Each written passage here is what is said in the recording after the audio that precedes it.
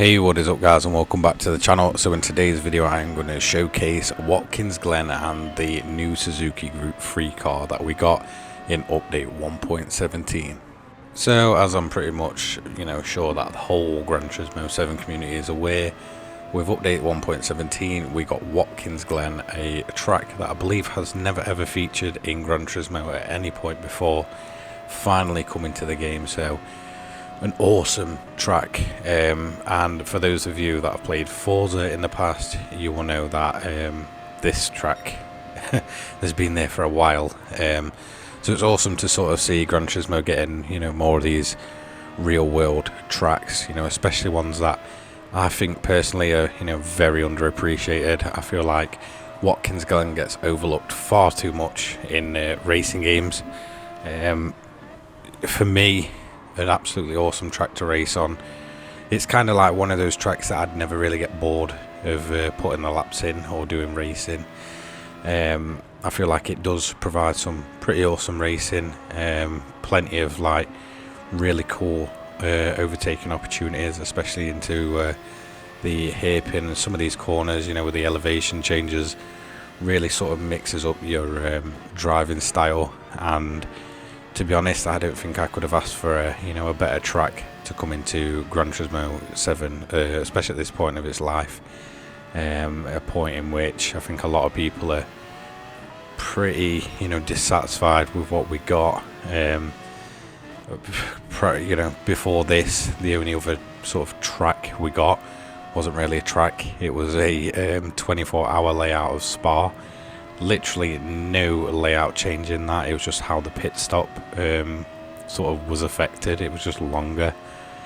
So I think a lot of people were really ready for a new track, and I think the main worry was it either being a boring track, a boring real world track that doesn't provide much in terms of racing, or maybe an overused track.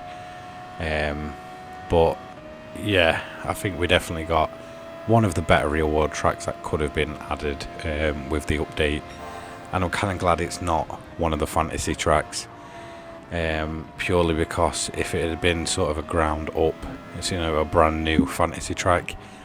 I'm not a major fan of any of the later fantasy tracks added, from like GT Sport into GT7. Not a huge fan of those. I feel like they sort of lack the charm of previous ones, like I think it's like Apricot Hill, I believe it is. You've got obviously a lot of really awesome tracks from back in the day that just never returned. I think it's called Rock Valley as well, something like that, from GT2. Grindelwald, tracks like that for me that need to return. Maybe they won't provide the best racing, but to see them from go from like a PS1, PS2 era to modern day would be pretty awesome to see.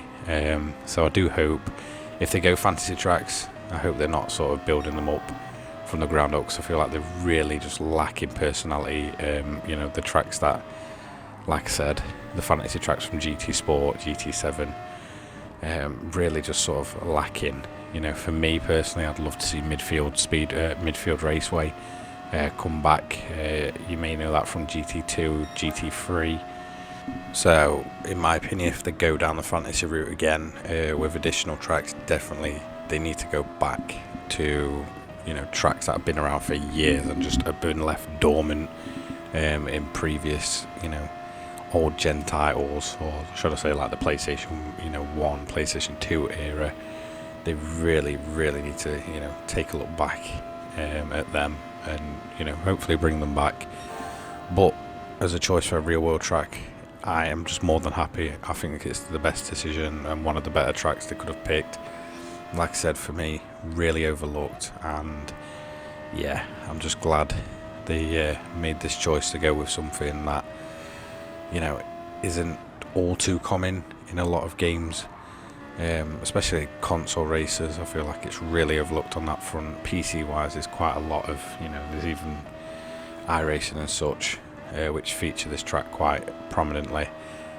So yeah, excellent job Polyphony on track choice, and really well recreated.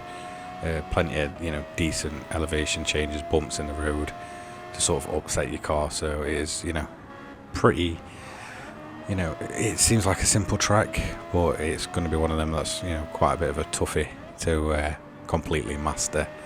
And I'll definitely be doing some laps on it in the future. As for the car itself, I'm going to be doing a full review on it, so I don't want to sort of spoil too much. Am I the biggest fan of it? No, not really. For me, it's just another weak Suzuki added in the game, but we all know about the other one that's coming along. I'm massively excited for that one. So that's going to be the video, just showcasing the track and giving my opinions on Watkins Glen. Thank you so much for watching, and I'll hopefully see you all in the next one. Don't forget to like, comment and subscribe. Cheers guys.